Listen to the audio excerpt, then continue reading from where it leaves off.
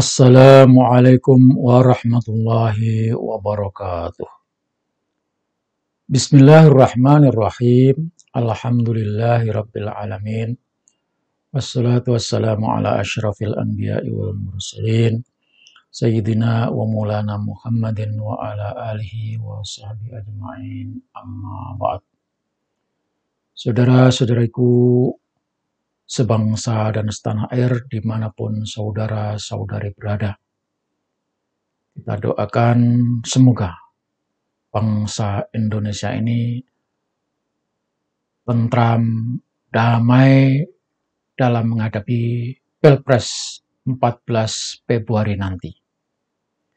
Kita sebagai warga negara Indonesia punya kewajiban dan tanggung jawab untuk ikut mensukseskan pemilu, terserah pilihan saudara, hati saudara yang menentukan, tentu berdasarkan kriteria yang sudah saudara tetapkan sendiri. Saudara sekalian yang saya hormati, beberapa hari yang lalu saya berkumpul dengan seorang Habib dalam sebuah acara tahlilan di teman saya yang sedang haul memperingati wafatnya orang tua. Saya minta kepada Habib tersebut untuk memimpin tahlil. Tentu dalam tahlil itu ada tawassul kepada Rasulullah, sahabat-sahabat, sahabat tabi'in, ulama dan aulia tentunya. Saya perhatikan ternyata disebutkan dalam tawassul itu nama Habib, Al-Attas, Al-Habsyi, Al-Anu, Al-Anu, Al-Anu. Dan yang lebih terdengar mantap itu Al-Habib, Faqih, Muqaddam. Ternyata saudara sekalian, yang selama ini saya dengarkan dari ceritanya para Habib, Al-Muqaddam memang dianggap sebagai wali bagi para Habib yang luar biasa. Maka saya mencoba mencari informasi tentang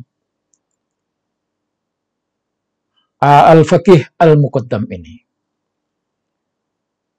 Saya menemukan cerita itu ada di dalam sebuah website, yaitu webnya Jatman.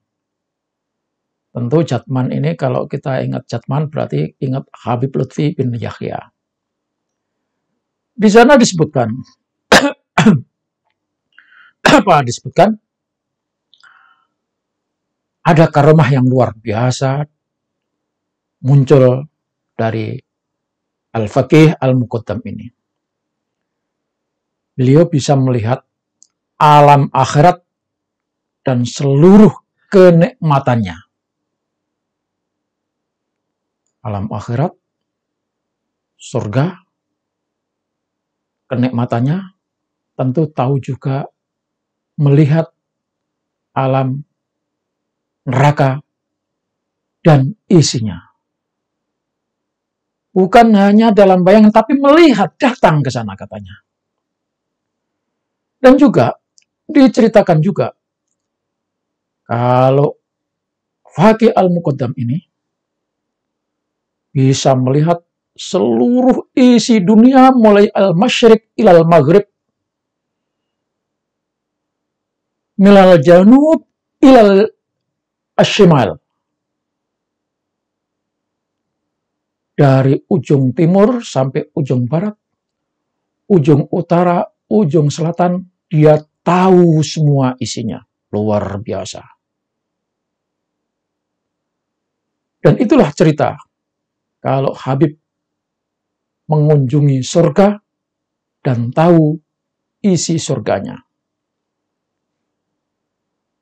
Diceritakan pada suatu hari, salah seorang pembantunya yang pergi ke Afrika dan tinggal cukup lama di sana. Kemudian tersiar kabar bahwa pembantunya yang tinggal di Afrika tadi meninggal dunia. Mendengar kabar tersebut, para keluarganya mendatangi Faqih Al-Muqaddam. Ketika itu Faqih Al-Muqaddam menundukkan kepalanya sebentar ke bawah, lalu berkata, apa katanya? Oh, dia tidak meninggal di Afrika. Tapi kabarnya ia sudah meninggal, kata keluarganya. Beliau berkata, aku sudah mencarinya di surga.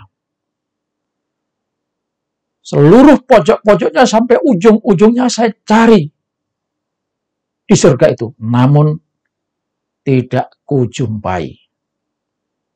Sedangkan muridku itu tidak akan masuk neraka,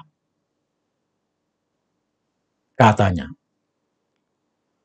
Selang beberapa hari kemudian tersiar kabar bahwa ia masih hidup. Itulah cerita-cerita yang luar biasa. Bahkan kita sering mendengar di YouTube juga, Habib Faqih Al-Muqaddam ini bisa bertemu Allah setiap hari 70 kali pertemuan. Ini kan luar biasa. Ini cerita sungguh sangat besar kebohongannya menurut saya. Tentunya saya yakin juga menurut orang-orang yang menggunakan akal warasnya. Mungkin ini yang mengarang adalah seorang seniman plagiator menghayati hadis Rasulullah, di mana Rasulullah sering menyampaikan kabar-kabar gaib dari Allah tentunya. Merangkai cerita-cerita seperti Rasulullah yang mendengar suara sandal seorang sahabat di surga, atau Rasulullah diberikan kesempatan oleh Allah melihat penghuni surga dan penghuni neraka. Saudara sekalian, Muhammad Faqih Al-Muqaddam menurut saya itu tokoh dabus, hanya ada dalam dongeng. Katanya beliau pencetus thariqah Ba'alawi. Seperti saya katakan tadi, bisa mi'raj 70 kali sehari ketemu Allah. Ceritanya juga meninggalkan harta yang banyak dibagikan kepada fakir miskin. Tetapi saudara, setelah kita cari-cari, kita tidak akan pernah menemukan jejak keilmuannya dan karya tulisnya. Murid-muridnya juga tidak ada jejak keilmuannya. Yang ditinggalkan cuma sepotong doa. Masa iya doa doang yang dicatat? Padahal kalau orang sekedar menulis doa, siapa saja sih bisa. Saudara, para pembela Habib dan Habibnya itu sendiri juga para muhibbin. Saya tantang, tolong kasih tahu apa kitab karya Muhammad Faqih Al-Muqaddam ini. Kasih tahu saya tantang. Dan memang ada sebuah kitab, saudara, yang dicetak pada tahun 2003. Ditulis oleh Abu Bakar Al-Adani bin Ali. Tentu ini adalah Habib yang tukang khayal. Judulnya apa? Judulnya Al-Ustadz Al-Mu'addam Al-Imam Al-Faqih Al-Muqaddam. Perhatikan saudara, judulnya Al-Ustadz Al-Mu'addam Al-Imam Al-Faqih Al-Muqaddam. Kalau diterjemahkan, Ustadz yang paling diagungkan, yaitu Imam Al-Faqih Al-Muqaddam. Halu banget judulnya. Dan setelah saya baca isinya, cuma pujian dan kutipan penyampaian ajaran Faqih Al-Muqaddam, diantaranya adalah ajaran tasawuf. Tapi tasawuf itu sendiri aslinya diciptakan di situ karena beliau berguru kepada seorang imam Syuaib, makanya tasawufnya adalah tasawuf asy-Syuaibiyah. Tetapi kemudian diubah menjadi ajaran Thariqah Al-Alawiyah. Isinya semua cerita fiksi, tidak ada data dan tidak ada bukti. Murid-muridnya saja tidak ada yang menuliskan tentang jati diri Faqih Al-Muqaddam. Dan Faqih Al-Muqaddam sendiri tidak ada jejak tulisannya. Apalagi kitab ajarannya. Kitab yang ditulisnya. Tidak ada sama sekali. Semua dikarang oleh penulis sendiri, dikarang oleh anak-anak cucunya Habib Ba'alawi itu sendiri.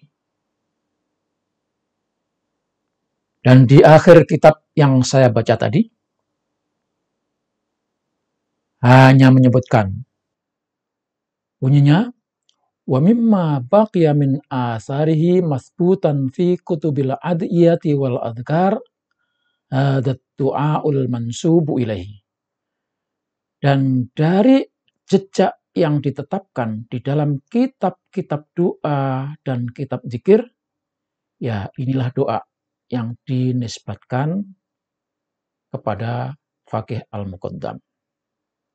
Bunyinya, Allah mangkulna wal muslimin minasyaqawati ila sa'adah, wa minan nari ila jannah, wa minal adabi ila rahmah, wa minad dunubi ila maghfirah, wa minal isaati ila ihsan, wa minal khawfi ila aman, wa minal faqri ila ghina, wa minal dhulli ila izz, wa minal ihanati ila karamah, wa minal dhiki ila sa'ah, wa minal syarri ila khair, wa minal usri ila yusr, wa minal idbari ila iqbal, wa minas saqami ila sihah, wa minas sukhti ila ridha, wa minal ghaflati ila ibadah, wa minal fatrati ila ijtihad, wa minal khadlani ila taufiq, wa minal bid'ati ila sunnah, wa minal juri ila al-adl.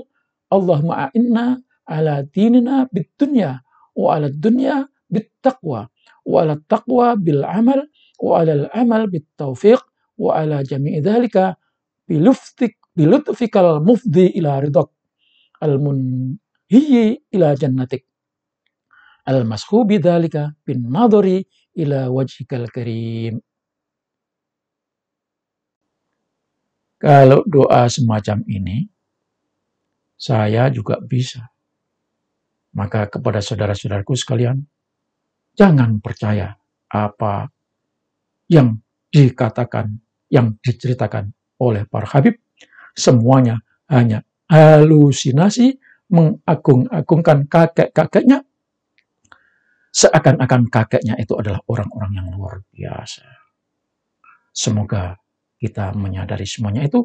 Kalau doanya boleh kita ikuti, yang baik-baik kita ikuti, tapi cerita-cerita halusinasinya itu harus kita tolak.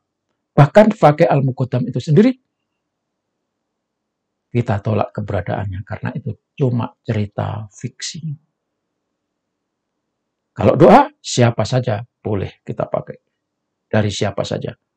Yang penting doa itu bagus dan bisa kita respi sesuai dengan kondisi dan keinginan kita.